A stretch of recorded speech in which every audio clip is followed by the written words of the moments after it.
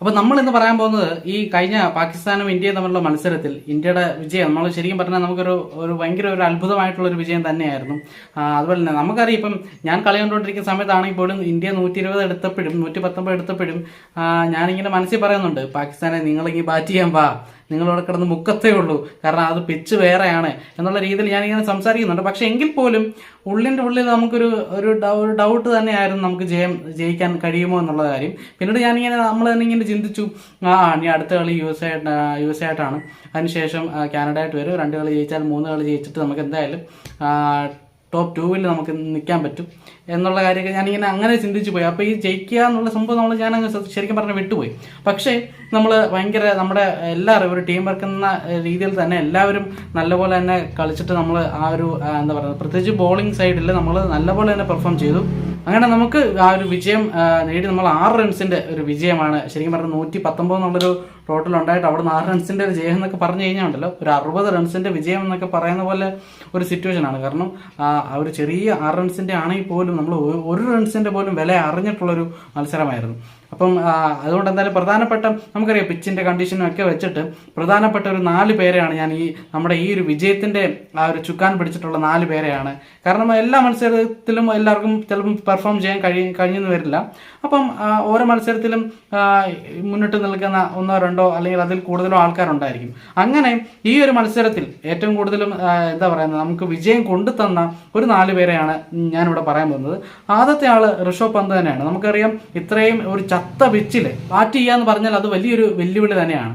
പക്ഷേ ബാക്കിയുള്ള എല്ലാ ബാറ്റർമാരും, വിരാട് കോഹ്ലിയും രോഹിത് ശർമ്മയും സൂര്യകുമാർ യാദവും എല്ലാവരും ഒക്കെയും പരാജയപ്പെട്ട സ്ഥലത്ത് അദ്ദേഹം നിന്ന് ആ ഒരു പെർഫോമൻസ് കാഴ്ചവെച്ചത് 42 റൺസ് 31 ബോൾ, സ്ട്രൈക്ക് റേറ്റ് 135 ആണ്. അപ്പോൾ അങ്ങനെ അതും ഈ ഒരു ഇത്രയും ഹൈ പ്രഷർ ആ ഒരു ഗെയിമിൽ ഇങ്ങനെ നിന്ന് കളിച്ച് അല്ലെങ്കിൽ ഇന്ത്യയെ മുന്നോട്ട് കൊണ്ടുപോകാൻ അദ്ദേഹം എടുത്തൊരു എഫേർട്ട് ഉണ്ടല്ലോ, അതിനാണ് ശരിക്കും പറഞ്ഞു കഴിഞ്ഞാൽ അതാണ് നമ്മുടെ ബാറ്റിങ്ങിൽ നമ്മുടെ അത്രയും സ്കോർ ആണെങ്കിൽ പോലും അതിൻ്റെ അടിത്തറ നൽകിയത് ഋഷഭ് പന്താണ്. അപ്പോൾ അത് എടുത്തു പറയേണ്ട ഒരു കാര്യം തന്നെയാണ്. അതുപോലെ തന്നെ രണ്ടാമത് പറയേണ്ടത് ഹർദിക് പാണ്ഡ്യയുടെ കാര്യമാണ്. നമുക്കറിയാം, ഈ വേൾഡ് കപ്പിൽ ആദ്യത്തെ ഈ കഴിഞ്ഞ അയർലൻഡായിട്ടുള്ള മത്സരവും അതുപോലെ ഈ പാകിസ്ഥാൻ ആയിട്ടുള്ള മത്സരത്തിലും നല്ല ബ്രില്യൻ്റ് ആയിട്ട് പന്തെറിയാൻ ഹർദിക് പാണ്ഡ്യയെ കൊണ്ട് കഴിഞ്ഞു എന്നുള്ളതാണ്. അയർലൻഡുമായിട്ടുള്ള മത്സരത്തിൽ ബാറ്റ് കൊണ്ടും അദ്ദേഹം ചെറിയൊരു വെടിക്കെട്ട് നടത്തിയിരുന്നു. ആ കളിയിൽ തന്നെ 3 വിക്കറ്റോളം എടുക്കുകയും 3 വിക്കറ്റുകൾ എടുക്കുകയും ചെയ്തു. ഈ കളിയിലും പ്രധാനപ്പെട്ട 2 വിക്കറ്റുകളാണ് ഹർദിക് പാണ്ഡ്യ എടുത്തിട്ടുള്ളത്. ശരിക്കും പറഞ്ഞാൽ അതായത് നമുക്ക് ഓരോ വിക്കറ്റുകളും നമുക്ക് ഇമ്പോർട്ടൻ്റ് ആണ്. പക്ഷേ ആ ഒരു കറക്റ്റ് സമയത്ത് ആ ഒരു വിക്കറ്റുകൾ നേടിയത് അതാണ് നമ്മുടെ ജയത്തിൻ്റെ മറ്റൊരു പ്രധാനപ്പെട്ട കാര്യം. ഷതബ് ഖാനും അതുപോലെ തന്നെ ഫക്കർ സവാനയും ഈ 2 മെയിൻ ബാറ്റർമാരെയാണ് ഹർദിക് പാണ്ഡ്യ പുറത്താക്കിയത്. അപ്പം അതും ശരിക്കും പറഞ്ഞാൽ അദ്ദേഹത്തിൻ്റെ സ്പെല്ല് 4 ഓവറിൽ 24 റൺസിൻ്റെ 2 വിക്കറ്റാണ്. അപ്പോൾ അതും വിജയം നമുക്ക് കിട്ടാൻ ഏറ്റവും എടുത്തു പറയേണ്ട ഒരു പെർഫോമൻസ് തന്നെയായിരുന്നു. അടുത്തത് ജസ്പ്രീത് ബുംറയാണ്. അദ്ദേഹത്തിൻ്റെ പെർഫോമൻസ് പിന്നെ എടുത്തു പറയേണ്ട ആവശ്യമില്ല. കഴിഞ്ഞ മത്സരത്തിലാണെങ്കിലും ഈ പാകിസ്ഥാനായിട്ടുള്ള മത്സരത്തിലാണെങ്കിലും നല്ല രീതിയിൽ തന്നെ അദ്ദേഹം പന്തെറിഞ്ഞു. അതും 3 വിക്കറ്റുകളാണ് നേടിയിട്ടുള്ളത്. അദ്ദേഹത്തിൻ്റെ എക്കോണമി എന്ന് പറയുന്നത് 3.50 ആണ്. 4 ഓവറിൽ 14 റൺസിന് 3 വിക്കറ്റുകളാണ് നേടിയത്. ഈ വിക്കറ്റുകളൊക്കെ ആകട്ടെ ഏറ്റവും പ്രധാനപ്പെട്ട ബാബർ അസംത്തിന്റെ വിക്കറ്റ്, അത് കഴിഞ്ഞിട്ട് റിസ്വാന്റെ വിക്കറ്റ്, അതിനുശേഷം ഇഫ്തിഖറിന്റെ വിക്കറ്റ്, ഏറ്റവും പ്രധാനപ്പെട്ട ടോപ്പ് ഓർഡറിലെ 2 പേരെയും ഫിനിഷിംഗ് സൈഡിലെ ഏറ്റവും പ്രധാനപ്പെട്ട ഇഫ്തിഖറിനെയുമാണ് ജസ്പ്രീത് ബുംറ പുറത്താക്കിയത്. അപ്പം ആ 3 വിക്കറ്റും വളരെ വാല്യുബിൾ ആണ് കറക്റ്റ് സമയത്ത്. പ്രത്യേകിച്ച് റിസ്വാന്റെ വിക്കറ്റ് എടുത്തത് ആ 15ാമത്തെ ഓവർ രോഹിത് ശർമ്മ ബുംറയ്ക്ക് കൊടുക്കുന്ന ഒരു ബ്രേക്ക് ത്രൂ ആവശ്യമാണ് എന്നുള്ളൊരു ഘട്ടത്തിൽ വരുമ്പോഴത്തേനും അതുവരെ ഏറ്റവും മികച്ച രീതിയിൽ ബാറ്റ് ചെയ്തുകൊണ്ടിരുന്ന, കാരണം റിസ്വാന് നല്ല രീതിയിൽ അറിയാം ഇവിടെ വെറുതെ അറ്റാക്ക് ചെയ്തിട്ടൊന്നും കാര്യമില്ല, പതിയെ നല്ല രീതിയിൽ തന്നെ ശ്രദ്ധിച്ച് കളിച്ചാൽ മാത്രമേ മുന്നോട്ട് പോകാൻ പറ്റുള്ളൂ എന്ന് നല്ല വ്യക്തമായിട്ട് റിസ്വാൻ അറിയാമായിരുന്നു. അതുകൊണ്ട് തന്നെ വളരെ ശ്രദ്ധിച്ച് തന്നെയാണ് റിസ്വാൻ കളിച്ചത്. അപ്പോൾ അതുകൊണ്ട് തന്നെ അദ്ദേഹത്തിന്റെ വിക്കറ്റ് പോകേണ്ടത് നമുക്ക് അത്യാവശ്യമാണ്. കാരണം അത് കളി ഡീപ്പിലോട്ട് അദ്ദേഹം കൊണ്ട് എത്തിച്ചു കഴിഞ്ഞാൽ അത് നമ്മുടെ കൈ വിട്ട് പോകും. ഒരുപക്ഷെ ജയം പോലും നമുക്ക് അസാധ്യമാണ്. അപ്പം ആ ഒരു കറക്റ്റ് സമയത്ത് ബുംറ ആ ഒരു കുറ്റി തെറിപ്പിച്ച ആ ഒരു ബോള് ശരിക്കും പറഞ്ഞു കഴിഞ്ഞാൽ ഏറ്റവും പ്രധാനപ്പെട്ട ഒരു ബ്രേക്ക് ത്രൂ മൊമെന്റ് തന്നെയായിരുന്നു. അപ്പം അതും പ്രധാനപ്പെട്ട ഒരു കാര്യമാണ്.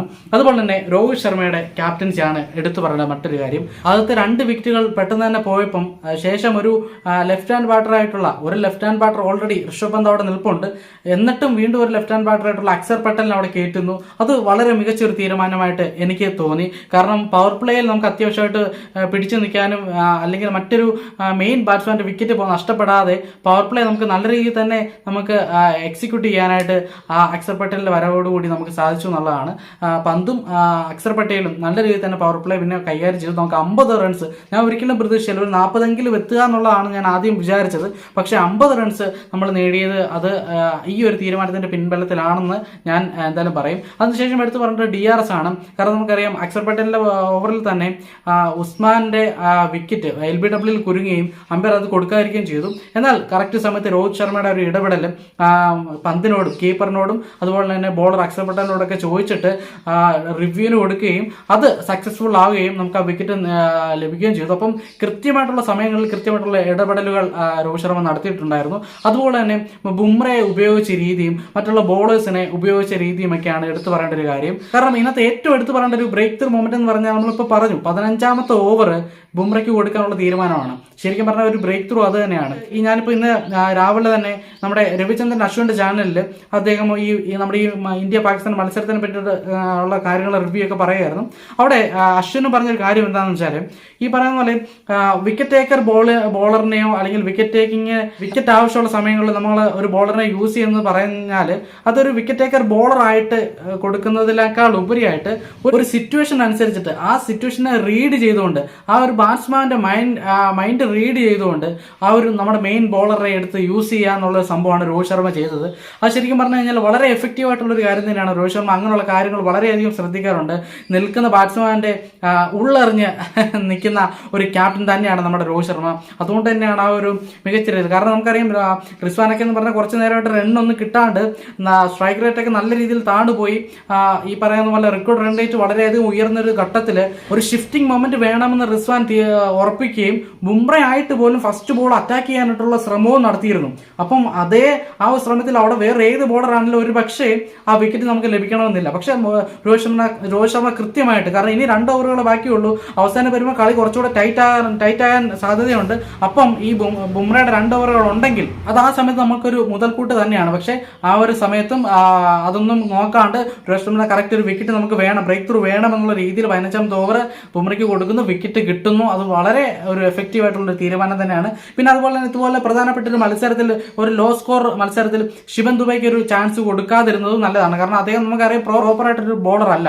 അപ്പൊ അതുകൊണ്ട് തന്നെ അദ്ദേഹത്തിന് ഒരു ഓവർ കൊടുക്കാതിരുന്നതും മികച്ചൊരു തീരുമാനമായിട്ട് തന്നെ തോന്നി. അതുപോലെ തന്നെ എല്ലാ ബോളേഴ്സിനും ഉപയോഗിച്ചതൊക്കെയും നല്ല തീരുമാനമായിട്ട് തന്നെ തോന്നി.